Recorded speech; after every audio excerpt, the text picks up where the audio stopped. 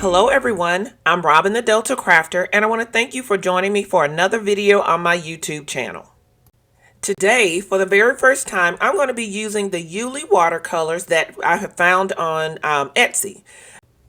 I purchased the Christmas Series dot card, and you can see here that there are 21 colors that are included on this dot card. And though it may not look like there's a lot of paint on here, there actually is. There's quite a bit on here, and it's a perfect way to try out the paints and determine if you want to get the bigger sizes. I think she offers half pans, quarter pans, just various different sizes. So I'll try to link to this Christmas Series dot card below. I'm going to start off by creating some images to color in. So I'm going to be using the Outline Christmas Bulb stamp from Simon Says Stamp. And I'm going to be creating these on some watercolor paper from Ranger. This watercolor paper has both a rough side and a smooth side. For the purpose of me learning how to use these watercolors, I'm going to go ahead and use the smooth side. That's going to make it easier for me to heat emboss my image that I'm going to be painting in. And it's also going to be kind of reduce the learning curve for me on using these watercolors or learning these watercolors. So I'm going to use a piece of mint tape to secure my watercolor paper inside my MISTI. Notice that I have taken out my little foam pad because this is a red rubber stamp, so it has a little bit more dimension to it. So we don't need that foam pad inside our MISTI. I am inking up my image with my VersaMark ink, and I'm going to press this down and transfer the image to my watercolor paper. I ended up doing this about 3 times because though this is the smooth side of the paper, it is still a little bit textured. So I want to make sure that I have a great image that is transferred. So I went ahead and stamped it 3 times. I'm using some black embossing powder that I had in my stash as my powder for my images. So we're actually going to do 2 images today. We're going to do this bulb image, and then we're also going to bring in a poinsettia image in just a few minutes. But I'm going to sprinkle that embossing powder all over my paper, and I get great coverage even though I forgot to use my embossing powder tool. But I'm very happy with the image that I was able to get. Now I'm going to pour my excess embossing powder back into my jar so I can use it for my next image. And here, this is the Poinsettia Flowers bold print stamp from Hero Arts. I'll be sure to list and link as many of the products that I use today in the description box below, as well as on the coordinating blog post. So I'm just going to repeat the same process for this poinsettia image that I did for the bulb background and create my image for another set of ink coloring that we're going to be doing, painting that we're going to be doing. So now that both images have been stamped and they've been covered with the black embossing powder, I'm going to hit all the images with my heat tool. I do like to heat from the back as well as from the front. I like the finished effect that I'm able to get when I heat from both sides of the paper. So I'm just going to continue to melt this embossing powder that's on the bulb image until it's completely melted, and then we're going to move on to our painting. So now that both images have been completely embossed, we're going to start painting. So one of the things that I'd like to do, I purchased these bottles with this needle, small needle dropper from Amazon. I'll link those below as well. So I'm going to just drop a few drops of water onto the inks and the paints that I want to use for this poinsettia image. Now, I will tell you, this is one area that I went back and read the listing in Etsy, and I kind of learned a little bit more. So the word to the wise, make sure you read the entire listing, because there's lots of information that's provided in the listing on how to best use these Iuile watercolors. So what the listing said is you should drop a couple of drops of water onto your paints and let them sit for 3 to 5 minutes for best results. I did not wait that long for my water to absorb into my paints, but I did notice later on when I started to use some of the other colors that I had dropped water onto, I did notice a difference in the way they performed as opposed to the way my red is performing right now. So this is, I came in with apple first. So you can see a little bit here that it's going on rather light and thin. And that's, I believe, this is user error. This is because I did not allow the water to kind of really activate the paint. But no worries, I was able to go back over the painting with a second layer and add and increase the intensity of the painting. Or was this red? It just might be red that I'm using. I went back and forth between apple and red for the poinsettias so I could get a little bit of dimension introduced into the painting. So I am going to use both shades of red in this image that I'm coloring or painting. But you can see here it's getting a little bit more intense. And that could be because I switched colors, but it's also because the water has had more time to activate the paint. So I'm going back over these petals and just making sure everything is filled in and covered nicely. So I'm just about finished with this first poinsettia that I've painted in with this red. And then I'm going to just kind of go over a few of the petals just a little bit more because, again, I'm learning how to use these watercolors. And the more I get in there and experiment and test out things, including brushes and everything, the more I'm going to learn about the best way to use these watercolors. So I encourage you to break out your supplies and get in there and play with them and figure them out. They don't all behave the same. So the only way you're going to figure that out is to play with them.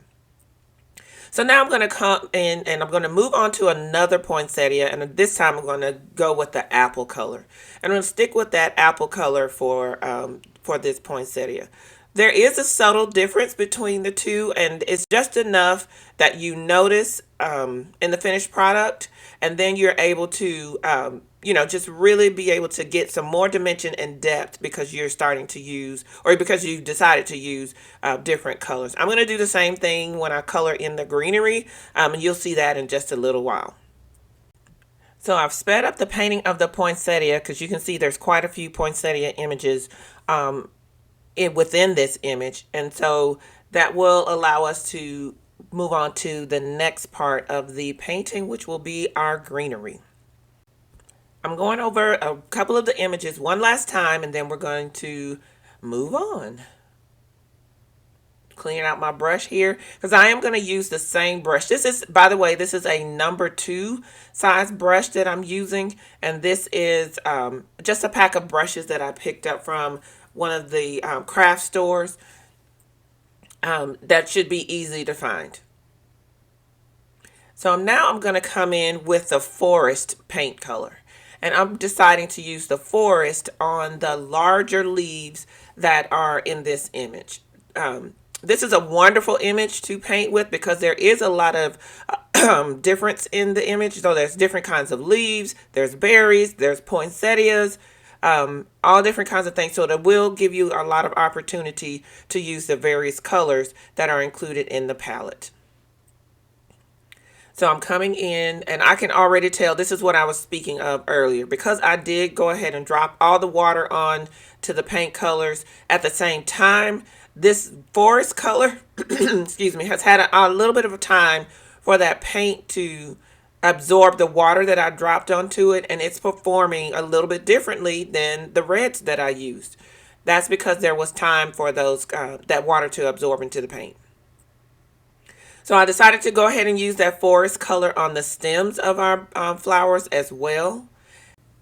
So we're going to switch it up a little bit and move to the end leaf. I'm not sure what the N stands for, but the end leaf green color.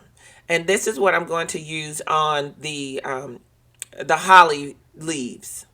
This is a brighter green, and so it's going to give us a little bit of more contrast and depth to our painting because we're using a couple of different shades.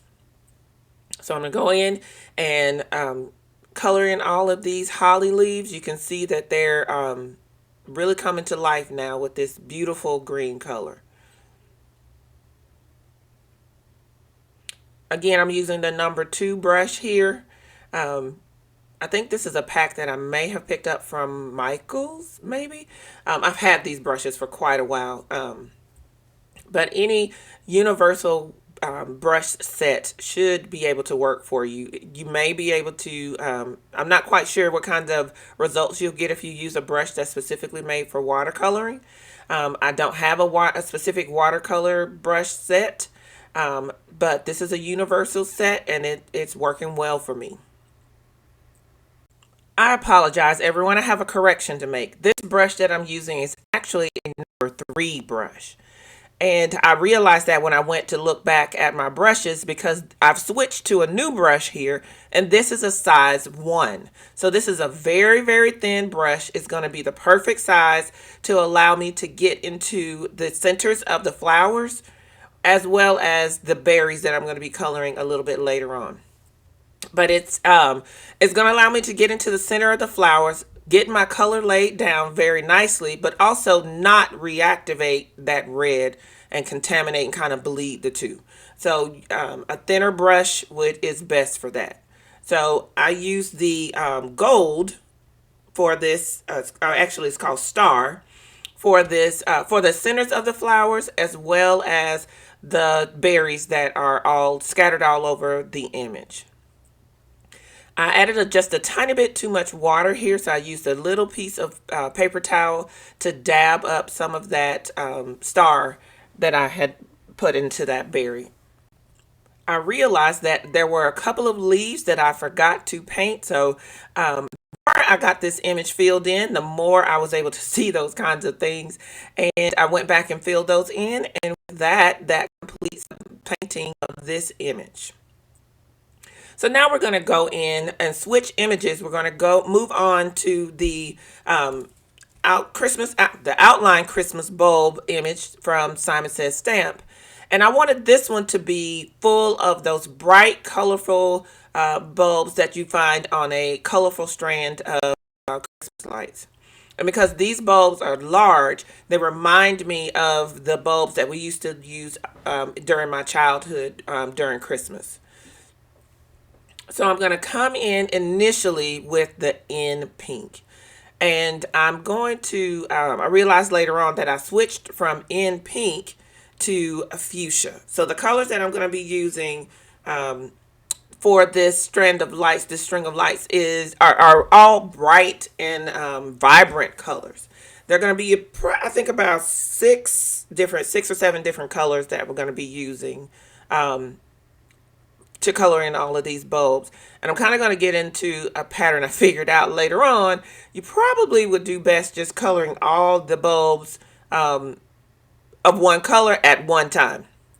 But it did take me a little bit to figure that out, or to get into that rhythm. So I started with that in pink, and then I'm kind of moving down the Roy G. Biv. So I'm going to come in now with a little bit of the apple. And starting at the bottom, and I'm kind of going to go through Roy G. Biv and then start back at the pink and go from there. So I decided to use Star for my yellow. I skipped the orange altogether. Now I'm going to come in with the end leaf, and that's going to be our green color. There are several colors on the card, the dot card, that I didn't use, but they'll get used at a later date. These are beautiful colors. So don't think that just because it says the Christmas series dot card that you can only use them for Christmas. This is a great universal palette. You have some options in different colors. So there's multiple greens, multiple reds, multiple pinks. So you absolutely can use this this paint card for more than just Christmas decorations, or Christmas painting, should I say. I decided to use the cobalt for our blue color, and it's a beautiful blue color. I liked it a lot. Excuse me. For the purple color, I'm going to use the orchid. No color that I tried on this card did I dislike. I love them all. They very pretty, vibrant colors, and you kind of get the uh, depending on how you turn your paper, you get kind of two different effects with the paint. You get one that's shiny, but then you might tilt your paper a little bit, and it becomes very shiny, very glittery. On the listing, it says that these are chrome colors. I have to do a little bit more reading on Iuile's Etsy page to kind of get an understanding of what different types of colors that she uses. So you can see here that I moved from the in pink over to fuchsia. And fuchsia is what I'm going to stick with for the remainder of the painting that I'm going to be doing. So like I said, I'm just going straight down the Roy G. Biv. And as you can see here, I'm continuing to, each time I move to the next bulb, I clean my brush and move on to the next bulb. But it's right about here that I figure out, you know what? It's probably best that I just paint all the bulbs that are going to be a certain color at one time. So I'm counting the different bulbs and kind of moving from there. I do make a mistake one time, but no, it doesn't matter. You can't really tell. So I'm going to move on and just keep going with my cobalt. And then I'm going to move back to the orchid. And I'm going to color all the bulbs that should be orchid color at once.